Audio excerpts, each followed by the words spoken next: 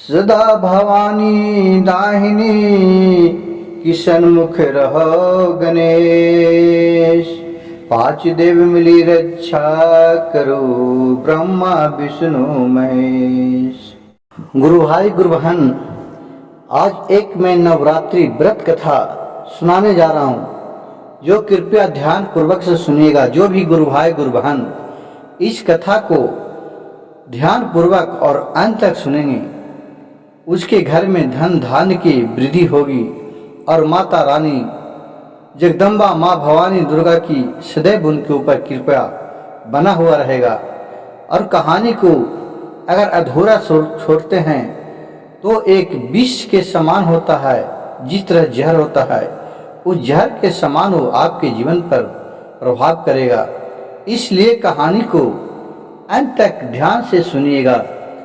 देवों के देव, देवियों में देव, सबसे श्रेष्ठ माँ दुर्गा माता जगदम्बा मानी गई है, जो कि नवरात्रि में हर साल में यही माता शक्ति हैं, देवी रूप हैं कि जिनका साल में 2 बार इनका पूजा पाठ होते हैं। और जो भी भक्तगण इसे पूजा पाठ ध्यान करते हैं या इनका कथा कहानी तन मन धन से सुनते हैं, उनके ऊपर माता रानी का सदैव कृपा बना हुआ रहता है। तो आज एक पुराने कथा के अनुसार आज सुनाने जा रहा हूं कि माता रानी का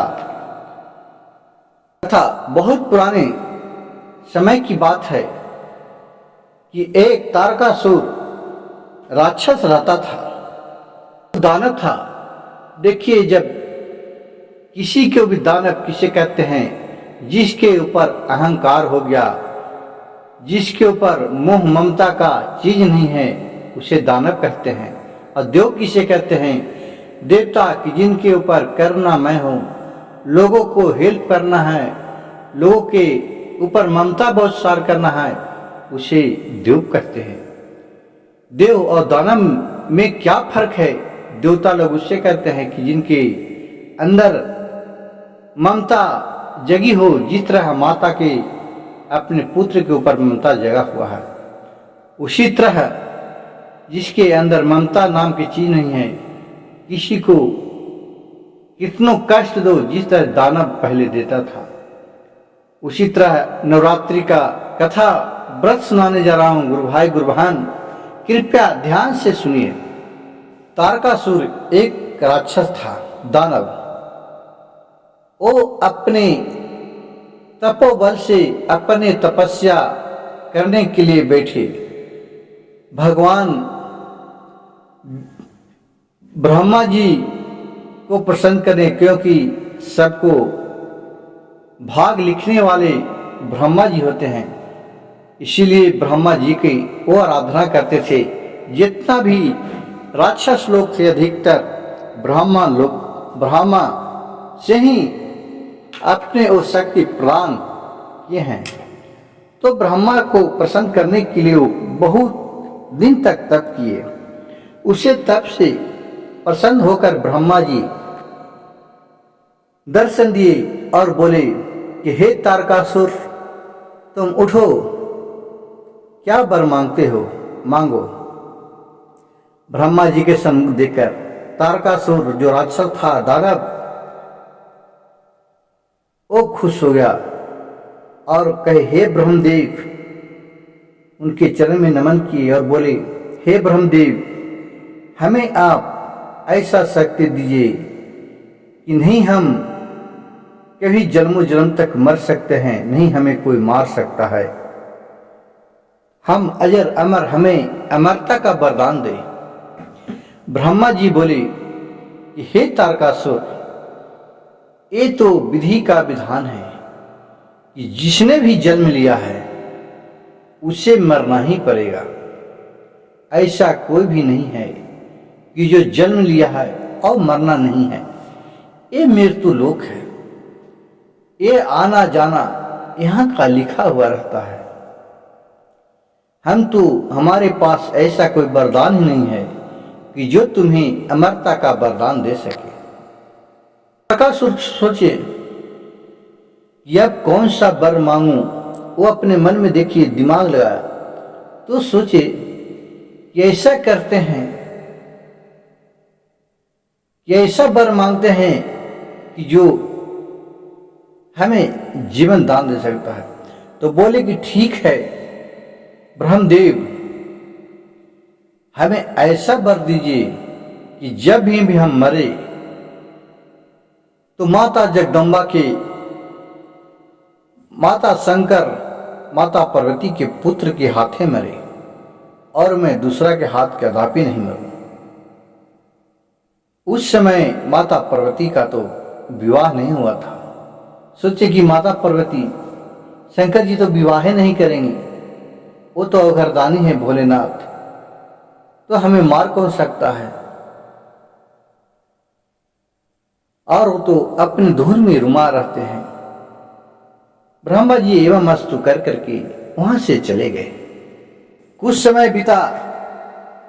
देखिए गुरु भाई गुरु बहन, जब राक्षस के पास, जब किसी के पास आज हो या पूर्वजों, लोग आज के आप अपने हिसाब से देखिए, जिस तरह आज लोगों के पास अहंकार है, उसी तरह पहले दानव के पास अहंकार था, जिसके पास शक्ति बल था, वो अपने आप को सबसे सर्वश्रेष्ठ समझता था। जैसे आजकल आपको बहुत से ऐसा लोग देखने को मिलेगा कि जिसके पास अहंकार के चूर में आकर के वो अपने आप किसी को भी नहीं लगाता है, उसी तरह पहले दानव था।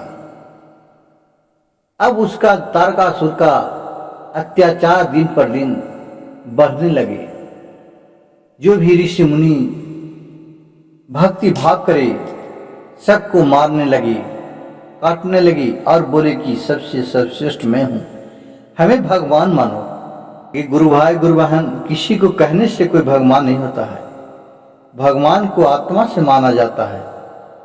भक्ति खुद ही भगवान को तय करते हैं कि हमारे भगवान कौन है। जो गलत लोग के साथ रहते हैं उसके गलत लोग ही भगवान होते हैं, और जो अच्छे लोग हैं उनके भगवान तो आप जानवे करते हैं कि सदैव परमात्मा होती है। आत्मा को परमात्मा से डर है। अब इसका अत्याचार सुनकर, तारकासुर का अत्याचार देख करके सब देवतों में, सब ऋषि मुनि में त्राही माम त्राही माम त्राही माम हो गया।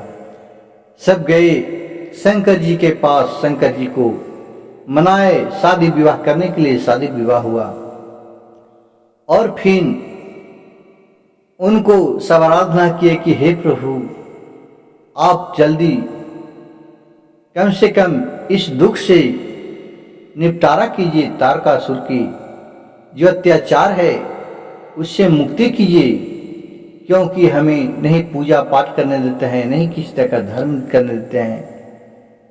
तो इसी पर कहा गया है, किसी भी पूजा पाठ में करते हैं तो कहते हैं कि धर्म का नाश हो, धर्म का जय जयकार हो, अधर्म का नाश हो, पापी का नाश हो और धर्म का विकास हो, यही कहा जाता है।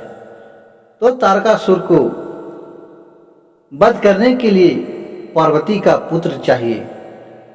तो फिर शंकर जी और पार्वती जी दोनों अपने हिसाब से एक समय गए और उनके गर्भ से एक पुत्र पैदा लिया, जिसका नाम धरा कार्तिक। कार्तिक धीरे धीरे शान हुए। उनके अंदर हर एक तरह का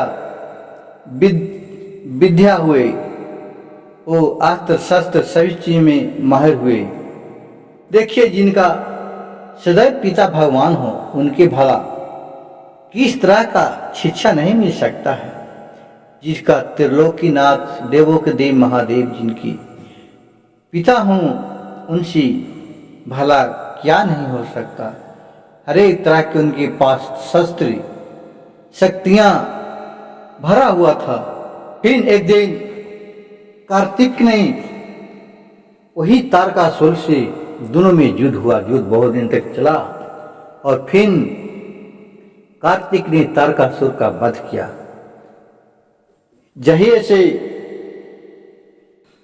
माता 5वें दिन नवरात्रि में माता अष्टगंध माता की पूजा होती है वो ही माता रानी, माता गौरी, जगदम्बा उन्हीं का 5वां रूप है। भोलेनाथ की ही महिमा से दोनों एक ही हैं। माता रानी उनका 5वें रूप में प्रकट हुए, जिनका नाम अश्वगंध माता है। गुरु भाई गुरु बहन, मेरी कथा कहानी अच्छा सुनने में लगा होगा तो कृपया मेरे शिव भक्त सविता चैनल को एक लाइक, सब्सक्राइब, शेयर जरूर कीजिएगा और कहानी को अंत तक सुनिएगा। इससे आपको घर में धन धान्य की वृद्धि होगी, कष्ट दूर होंगे। हर हर महादेव, घर घर महादेव।